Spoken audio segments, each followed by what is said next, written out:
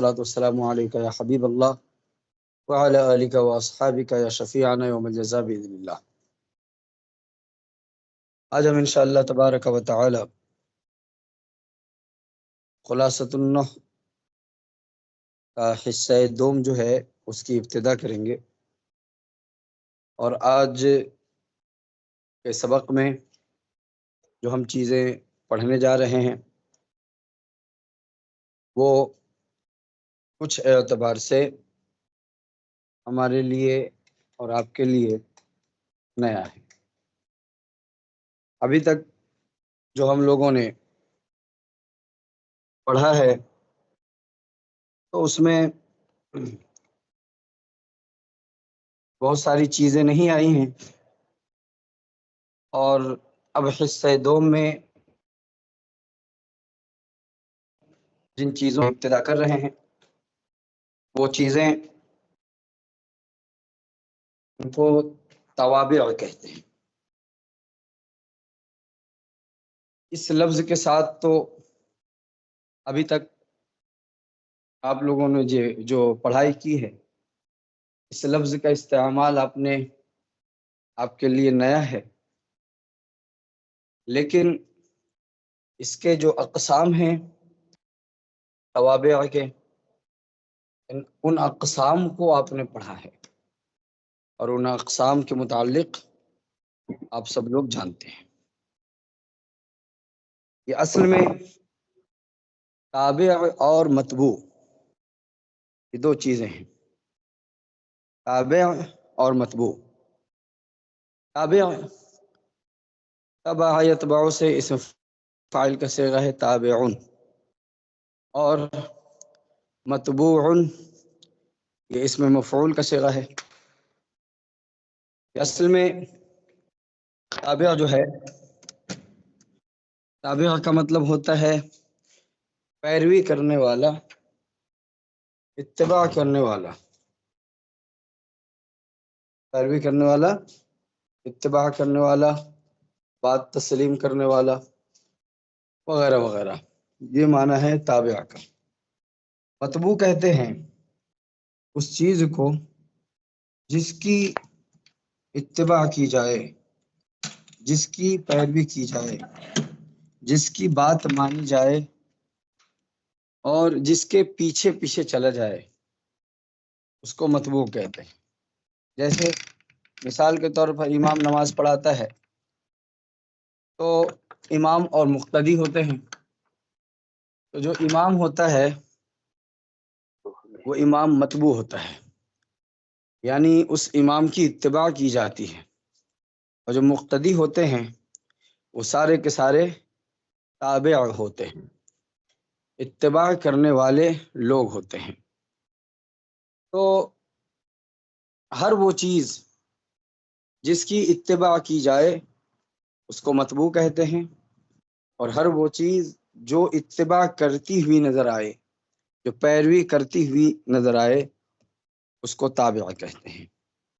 اور آج جو ہے آپ لوگ اسی تابع و متبوع کے متعلق آپ لوگ پڑھ رہے ہیں، تو اس میں جو تابع اور متبوع سے جو مراد ہے وہ مراد یہ ہے کہ آخر جو اتباع و پیروی کرنا، کہ اس جیسے جو الفاظ کا استعمال ہوا وہ علم نحو میں ان کا کیا استعمال ہے، کیوں تابع و متبوع کہا جاتا ہے، کون کس کی اتباع و پیروی کرتا ہے، تو یہ ساری باتیں جو ہے اس علم نحو میں، تو یہاں پر جو اتباع و پیروی سے جو مراد ہے کیا ہے؟ جس طریقے سے امام کی اتباع و پیروی کی جاتی ہے، جس طریقے سے بڑے لوگوں کی اتباع و پیروی کی جاتی ہے، تو علم نحو میں جو تابع و متبوع کا جو بیان آیا ہے اس سے کیا مراد ہے؟ تو اس سے مراد ہے اعراب میں پیروی کرنا، اعراب میں پیروی کرنا، یعنی جو پہلے والے کا اعراب ہوگا، چونکہ پیروی کس کی جاتی ہے؟ جو پہلے ہو، پہلے والے کی پیروی کی جاتی ہے، پیچھے آنے والے لوگ آگے والے کی پیروی کرتے ہیں۔ تو جو چیز لفظاً پہلے ذکر ہو تو بعد میں آنے والا کلمہ اور بعد میں آنے والا لفظ جو ہے وہ تابع کہلاتا ہے، وہ اپنے ما قبل کی پیروی کرتا ہے، اعراب میں، بنا میں، تذکیر و تانیث میں، ان تمام چیزوں میں جیسا پہلے والا ہوگا بعد والا بھی اسی کے مطابق ہوگا۔ اسی کو ہم تابع و متبوع کہتے ہیں۔ جس طریقے سے امام نماز پڑھاتا ہے، امام کی ہر تکبیر پر مقتدیوں پر لازم ہوتا ہے کہ تکبیر پر لبیک کہیں، اگر امام قیام میں ہیں تو مقتدی بھی قیام میں رہیں، امام کی پیروی کریں، اگر امام رکوع میں ہیں تو مقتدی بھی رکوع میں جائیں امام کی پیروی کرتے ہوئے، امام جب سجدے میں جائے تو مقتدی بھی سجدے میں جائے امام کی پیروی کرتے ہوئے، وغیرہ وغیرہ۔ تو اسی طریقے سے علم نحو میں تابع و متبوع جو ہوتا ہے، تو متبوع جو پہلے ہے تو تابع بعد میں آنے والا لفظ، تو بعد میں آنے والا لفظ پہلے والے لفظ اور پہلے والے کلمہ کے اعتبار سے ہی ذکر کیا جائے گا۔ پہلے والا کلمہ اگر مرفوع ہے تو بعد میں آنے والا جو کلمہ ہے اس کو بھی مرفوع رکھا جائے گا۔ پہلے آنے والا کلمہ اگر مذکر ہے تو بعد میں آنے والا جو کلمہ ہے اس کو بھی مذکر رکھا جائے گا۔ پہلے والا کلمہ اگر واحد ہے تو بعد میں آنے والا بھی کلمہ واحد ہوگا۔ تو اسی کو ہم تابع و متبوع کے نام سے پکارتے ہیں۔ علم نحو میں یہ نحویین کی اصطلاح ہے۔ اب جو ہے تابع و متبوع، تو اب جو ہے تابع جو اتباع کرتا ہے وہ کلمہ جو ما قبل کے مطابق آئے، اس کلمے کی کتنی قسمیں ہیں؟ 5 قسمیں۔ ایک صفت ہے، ایک بدل ہے، ایک تاکید ہے، ایک معطوف ہے اور ایک عطف بیان ہے۔ صفت، بدل، تاکید، معطوف اور عطف بیان، ان سب کا ذکر جو ہے اس کتاب میں ایک مستقل باب کے طور پر کیا جائے گا اور ہر چیز کو علیحدہ علیحدہ کر کے بیان کیا جائے گا۔ تو یہاں پر دیکھیں تابع و متبوع کی جو تعریف کر رہے ہیں وہ کیا کر رہے ہیں؟ جس دوسرے لفظ کو پہلے لفظ کا اعراب دیا گیا ہو اسے تابع کہتے ہیں، جس دوسرے لفظ کو پہلے والے لفظ کا اعراب مل گیا ہو، اعراب دیا گیا ہو، اس کو تابع کہتے ہیں، اور اس سے پہلے والے لفظ کو متبوع کہتے ہیں۔ جیسے اب یہاں پہ مثال سے اس کو سمجھنے کی کوشش کریں، جیسے جاء رجل عالم، ایک عالم آدمی آیا۔ تو اب اس مثال میں تابع و متبوع اگر کہا جائے کہ اس کی شناخت کریں تو کیسے پہچانیں گے؟ کہہ رہے ہیں جس دوسرے لفظ کو پہلے والے لفظ کا اعراب دیا گیا ہو، تو اس میں دوسرا والا لفظ کون ہے؟ پہلے والا لفظ جو ہے یہ رجلون ہے، دوسرا والا لفظ عالم ہے۔ اب یہ عالم اس کو ہم تابع کہیں گے، اور یہ عالم جو ہے اپنے متبوع یعنی کہ رجل جو پہلے ذکر ہے اس کی اتباع و پیروی کر رہا ہے اعراب میں۔ رجلن اگر کوئی کہے عالم جو ہے یہ مرفوع کیوں ہے، تو ہم کہیں گے رجلن کی بنا پر، کیونکہ رجلن مرفوع ہے۔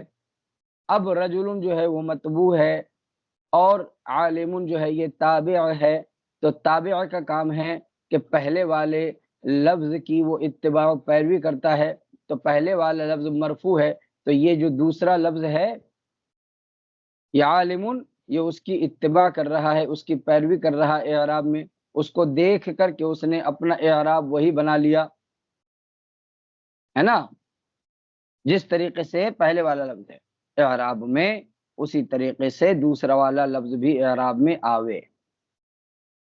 تو جو دوسرا والا لفظ اس کو تابع کہتے ہیں اور پہلے والے لفظ کو متبوع کہتے ہیں، یہ اصطلاح ہے، لیکن اس کا ایک الگ نام ہے۔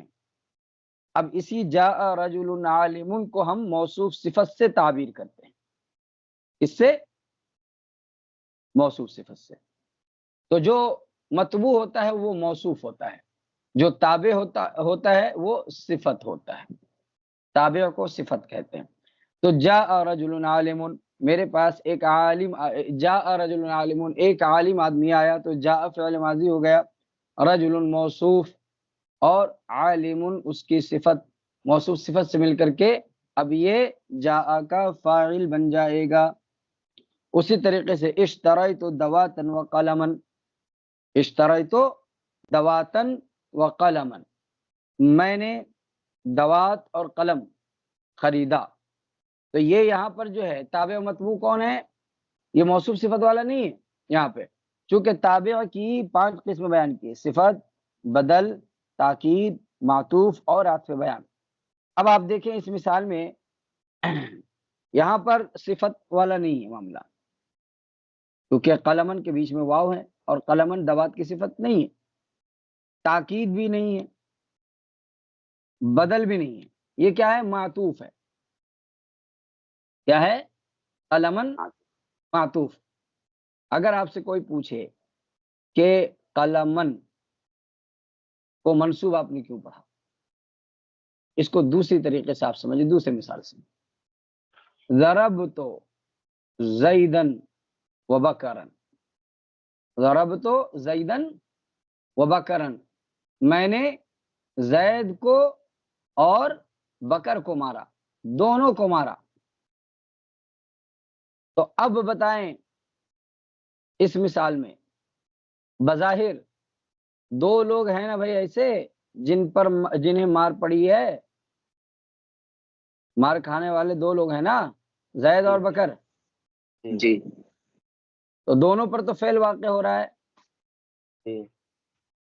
تو یہاں پہ اس مثال میں جب ہم یہ لفظاً جب ہم اپنی زبان میں ذکر کرتے ہیں تو ہم کہیں گے 2 مفعول ہیں، لیکن عربی زبان میں جب ہم ترکیبی نوعیت سے، اعرابی نوعیت سے جب ہم کلام کریں گے تو ہم 2 مفعول نہیں کہتے، 2 مفعول نہیں کہتے، اس کو ہم ایک ہی مفعول بناتے ہیں۔ وہ کیسے؟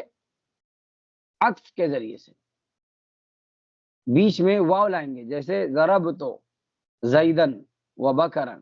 اب یہ نہیں کہیں گے ضربت فعل فاعل، زیدن پہلا مفعول، بکر دوسرا مفعول، نہیں، ترکیب کے اعتبار سے ہم دونوں کو مفعول نہیں بنائیں گے، بلکہ دونوں کے مجموعہ کو مفعول بنائیں گے۔ ضربت زیدن و بکرن و عمرن و خالدن، جتنے آپ لیتے آئے الفاظ، ہم اس کے مجموعہ کو مفعول بنائیں گے۔ جب ہم ترکیب کریں گے ضربت زیدن و بکرن، میں نے زید و بکر کو مارا، تو ضربت فعل و فاعل ہو جائے گا، اور زیدن جو پہلا منصوب ہے اس کو ہم مفعول نہیں بنائیں گے ابھی، چونکہ ہمیں مجموعے کو مفعول بنانا ہے، اس کو ہم بنائیں گے معطوف علیہ، اور واو حرف عطف، بکرن معطوف، پھر معطوف علیہ اپنے معطوف سے مل کر کے اب بنے گا مفعول ضربتوں کا، پھر فعل اپنے فاعل اور مفعول بھی سے مل کر کے جملہ فعلیہ خبریہ ہوا۔ یوں تو بظاہر 2 مفعول معلوم دے رہے ہیں، ہے نا، 2 مفعول، لیکن جب ہم ترکیب کرتے ہیں تو ان ترکیبوں میں ہم 2 مفعولوں کو واضح نہیں کرتے، بلکہ وہ ایک ہی مفعول بنے گا ترکیبی اعتبار سے، اس کو ہم معطوف اور معطوف علیہ کے حساب سے بیان کریں گے۔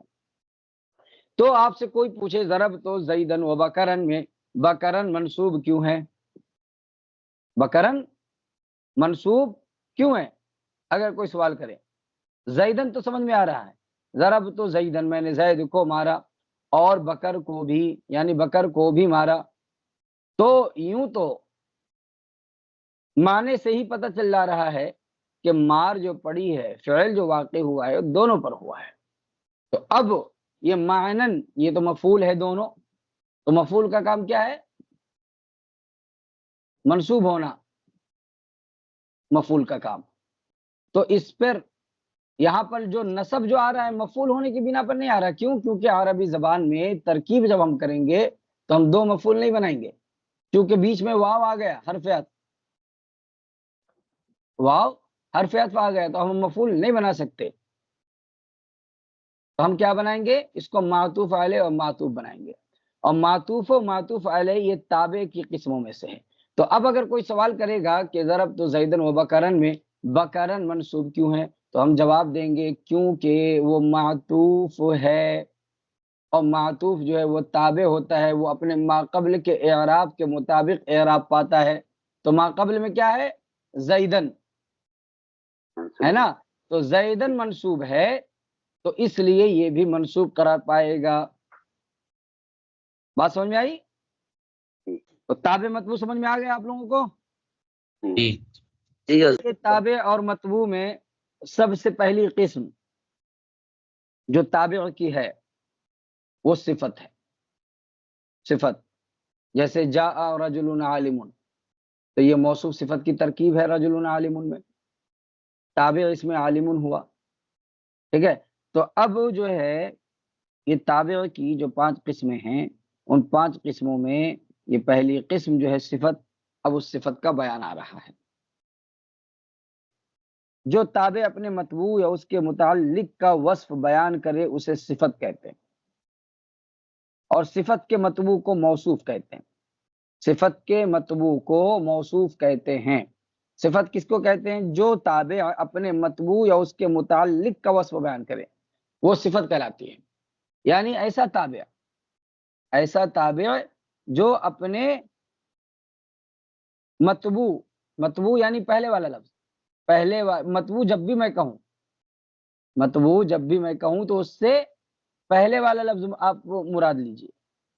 جیسے جاء رجل عالم میں رجل یہ پہلے ہے، عالم بعد میں، تو رجل مطبوع ہے اور عالم کیا تابع ہے۔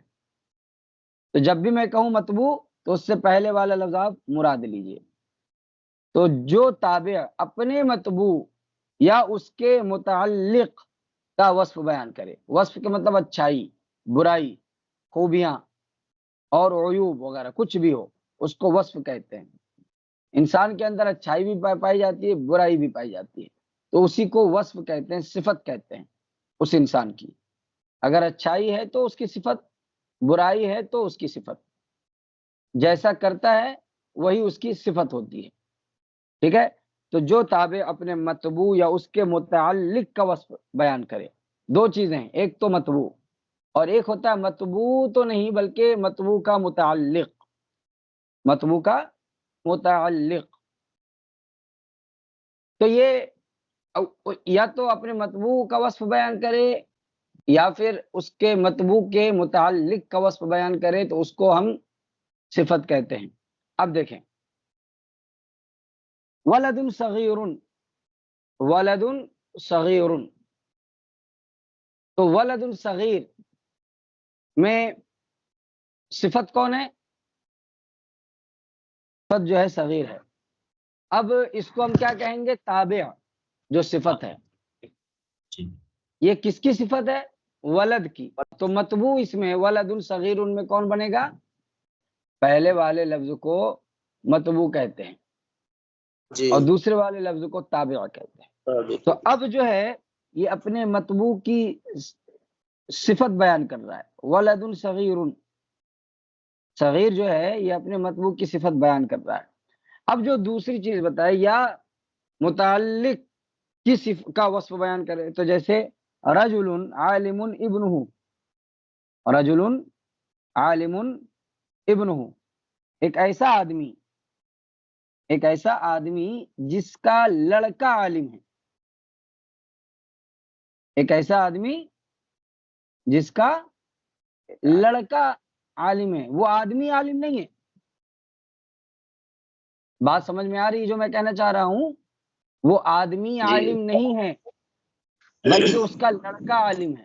تو اب یہاں پر اس کے لڑکے کے متعلق بات ہو رہی ہے، لیکن وہ لڑکا غیر متعارف ہوگا، پہچان میں نہیں آتا ہوگا، اس کو لوگ جانتے نہیں ہوں گے۔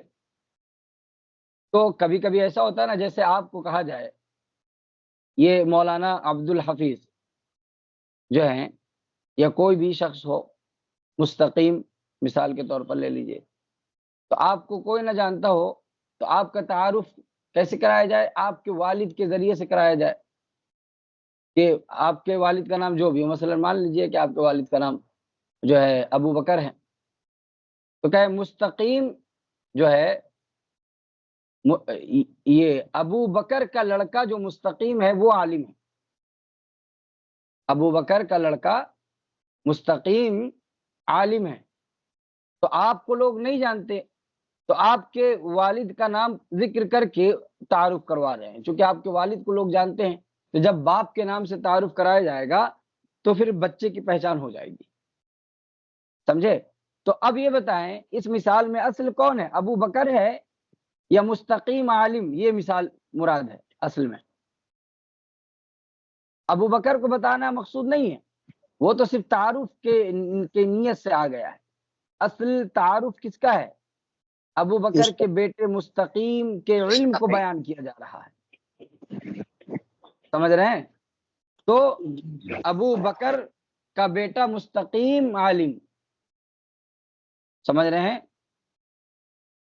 تو یہاں پر اصل مقصد جو ہے وہ بیٹے کے متعلق ہے، باپ کے متعلق نہیں ہے، تو یہی جو ہے تابع جو ہے یا تو اپنے مطبوع کا وصف بیان کرے یا پھر اپنے متعلق کا وصف بیان کرے، تو متعلق کون ہو گئے اس میں؟ رجل عالم ابنہ، ہاں رجل عالم ابنہ، ایسا آدمی جس کا لڑکا عالم ہے، تو اب عالم صفت کس کی ہے؟ رجل کی یا ابن کی؟ لڑکے کی، ہاں یہ متعلق ہے ابن سے، عالم متعلق ہے ابن سے نہ کہ رجل سے، اگر ہم رجل سے متعلق کر دیں گے، رجل کی صفت بنا دیں گے تو پھر بیٹے کے علم کا کوئی چرچا نہیں، سمجھ رہے ہیں؟ تو یہاں پہ مقصد کیا ہے؟ بیٹے کے علم کو بیان کرنا نہ کہ باپ کے، تو یہ عالم یہ اس کا متعلق کون ہے؟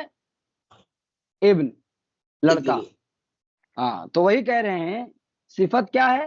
جو تابع اپنے مطبوع یا اس کے متعلق کا وصف بیان کرے اسے صفت کہتے ہیں، اور صفت کے مطبوع کو موصوف کہتے ہیں، وہی موصوف اور صفت والی ترکیب۔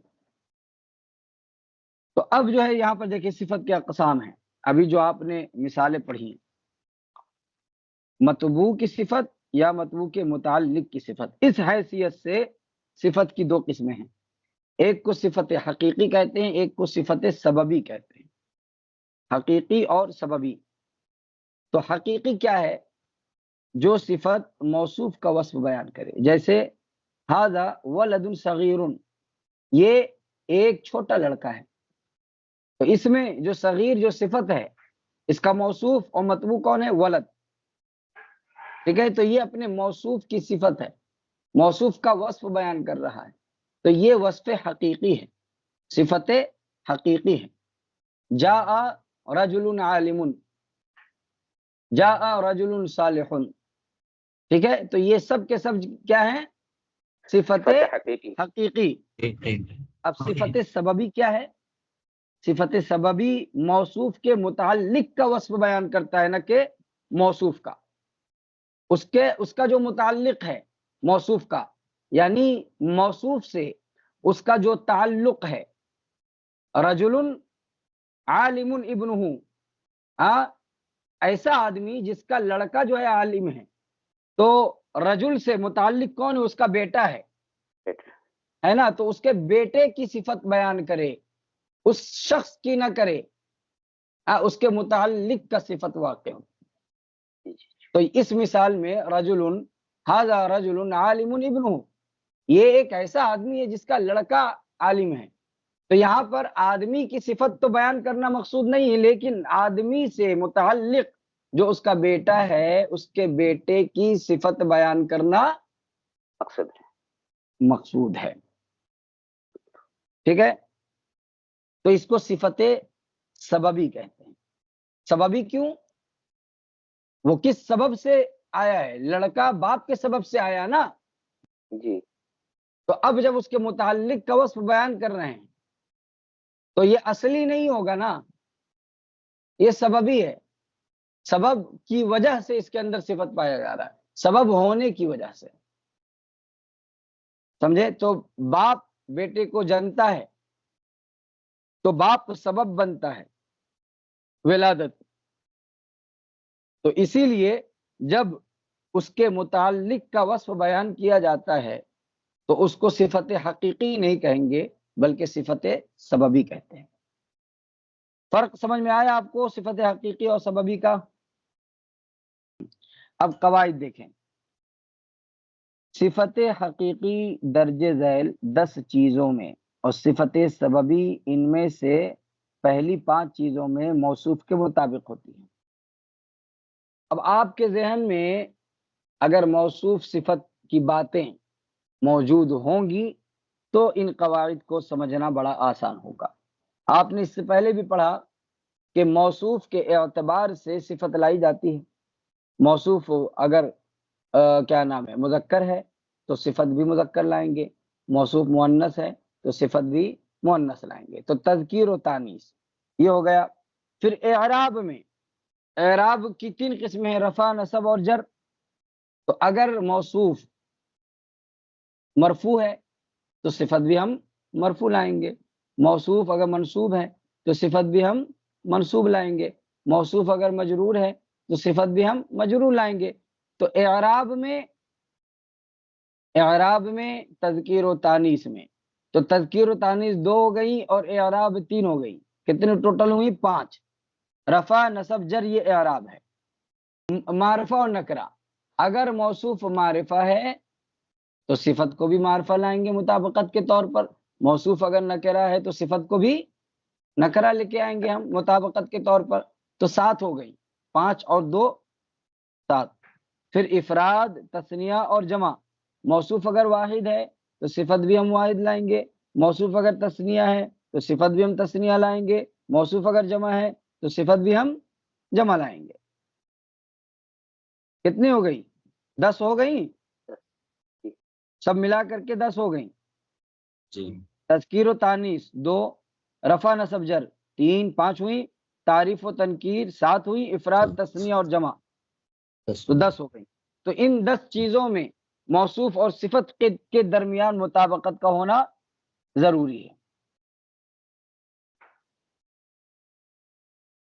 لیکن یہ تو صفت حقیقی جو ہے وہ، لیکن جو صفت سببی ہوتا ہے تو صفت سببی پہلی 5 چیزوں میں ان دونوں میں مطابقت ہوگی. صفت سببی میں رفع، نصب، جر اور تعریف و تنکیر، یعنی وہ اس کا کیا کہتے ہیں موصوف جو ہے اگر مرفوع ہے تو صفت سببی جو ہم ذکر کرتے ہیں وہ بھی مرفوع ہوگا، اگر وہ منصوب ہے تو یہ بھی منصوب ہوگا، اگر وہ مجرور ہے تو یہ بھی مجرور ہوگا، اگر وہ معرفہ تو یہ بھی معرفہ، اگر وہ نکرہ تو یہ بھی نکرہ. لیکن افراد، تثنیہ، جمع، تذکیر اور تانیث اس میں موافقت نہیں صفت سببی میں. صفت حقیقی میں 10 چیزوں میں موافقت چاہیے اور صفت سببی میں 5 چیزوں میں موافقت چاہیے. ٹھیک ہے. اب دوسرا قاعدہ، صفت سببی ہمیشہ مفرد ہوگی اور تذکیر و تانیث میں اس کا وہی حکم ہے جو فعل کا اسم ظاہر کے ساتھ ہوتا ہے. صفت سببی ہمیشہ مفرد ہوگی، یعنی سببی صفت جو ہے تعلق کی بنا پر جو صفت پیدا ہوتی ہے وہ ہمیشہ کیا ہوگی؟ مفرد. تثنیہ نہیں ہو سکتی، جمع نہیں ہو سکتی، صرف مفرد ہی ہوگی. اور اس کا وہی حکم ہے جو فعل کا اسم ظاہر کے ساتھ ہوتا ہے. فعل کا اسم ظاہر کے ساتھ کیا حکم ہے؟ سمجھ رہے ہیں؟ اس کا وہی حکم ہے جو فعل کا اسم ظاہر کے ساتھ ہوتا ہے. اب وہ اسم ظاہر کے ساتھ جو بھی فعل کا حکم ہے وہ ساری چیزیں آپ اپنے ذہن میں رکھیے. اب مثال سے سمجھیے، جاءت مرأۃ عالم اخوها،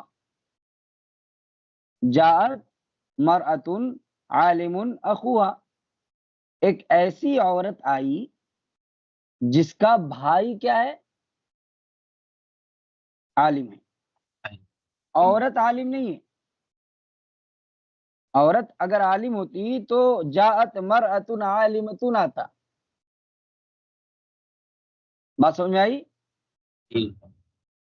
نا اسی لیے کہ 5 چیزوں میں موافقت صفت سببی کی، اب 5 چیزوں میں موافقت نہیں چاہیے، جی تو یہاں پر دیکھیں تذکیر و تانیث میں موافقت نہیں ہے، مرأتن تانیث ہے اور عالمن کیا ہے؟ تذکیر ہے، مرأتن مؤنث ہے اور عالمن کیا ہے؟ مذکر ہے، تو اس میں تو موافقت نہیں ہے۔ تو موافقت شروع کے 5 چیزوں میں ہے، رفع نصب جر میں، تعریف و تنکیر میں۔ اب آپ دیکھیں رفع نصب جر ان تینوں میں سے کیا ہے؟ مرأ پر اعراب ضمہ ہے نا، رفع ہے، تو اب دیکھیں رفع میں عالمن بھی مرفوع ہے کہ نہیں؟ جی اگر یہی ضرب تو مرأتن ہوتا، ضرب تو مرأتن، تو ہم پھر لاتے عالمن، ضرب تو مرأتن عالمن کیا نام ہے؟ اخاہا، عالمن اخاہا، پھر اخوہا نہیں ہوتا، سمجھ رہے ہیں؟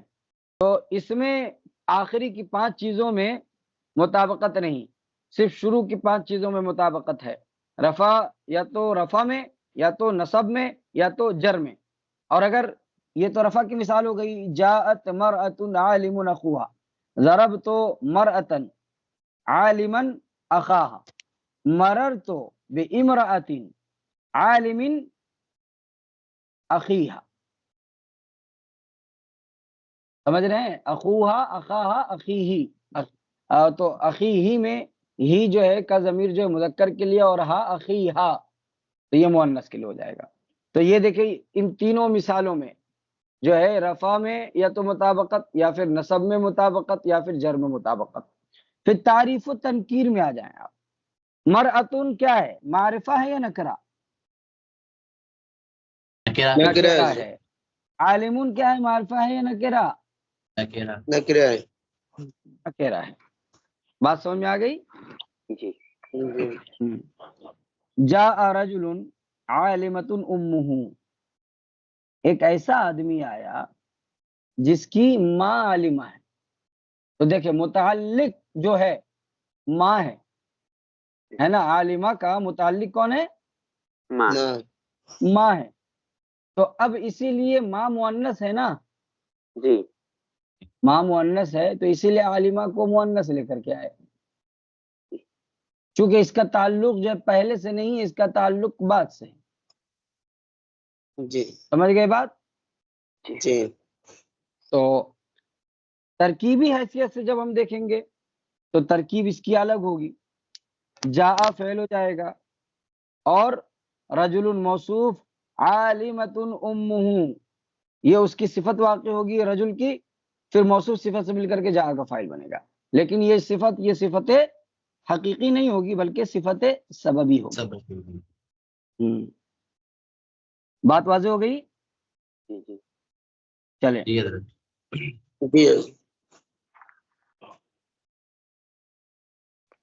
اب اس میں آپ لوگوں کے مشق کے لیے 3 تمرینوں کا ذکر ہے۔ پہلے تابع اور متبوع کسے کہتے ہیں، تو تابع متبوع کی تعریف اوپر بیان کی گئی ہے۔ پھر تابع کی کتنی قسمیں ہیں اور کون کون سی قسمیں ہیں؟ 5 قسمیں ہیں۔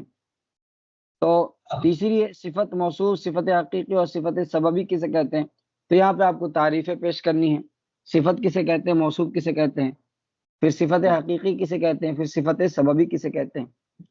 پھر چوتھا سوال، صفت حقیقی و سببی کن چیزوں میں موصوف کے مطابق ہوتی ہے، تو صفت حقیقی 10 چیزوں میں موصوف کے مطابق ہوگی، اور صفت سببی 5 چیزوں میں موصوف کے مطابق ہوتی ہے۔ پھر اس میں غلطی کی نشاندہی کرنا ہے، جس دوسرے لفظ کو پہلے لفظ کا اعراب دیا گیا ہو اسے مطبوع کہتے ہیں، صحیح ہے یا غلط؟ غلط ہے، اسے تابع کہتے ہیں۔ جو صفت موصوف کا وصف بیان کرے اسے صفت سببی کہتے ہیں، صحیح ہے یا غلط؟ غلط یہ جو تعریف کی ہے یہ صفت حقیقی کی تعریف ہے، سببی کی نہیں ہے۔ صفت سببی تذکیر و تانیث میں موصوف کے مطابق ہوتی ہے، صحیح ہے یا غلط؟ تانیث میں نہیں ہوتی ہے نا، تعریف و تنکیر میں ہوتی ہے، غلط ہے۔ تمرین نمبر 3، موصوف اور صفت نیز صفت حقیقی اور صفت سببی الگ الگ کیجیے۔